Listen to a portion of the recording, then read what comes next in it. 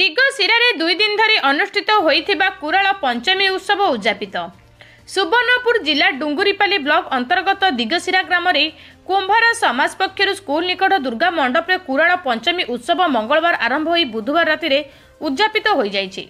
एही कुराल पंचमी उत्सव में निराकर विष्णु सुरेशन चक्र रुद्रपाल और रत्नेश्वरी को पूजा अर्चना करा जायथिला। पूजक नारायण दास पूजा अर्चना करथिले। कर्ता भावे प्रकाश रणा और पत्नी रंजिता रणा पूजा दायित्व तुलाइथिले। मंगलवार अंग नदी पूर्ण कलश जल आनी एक शोभा यात्रा महिला माने बाहरी पूजा स्थल को पहुंची।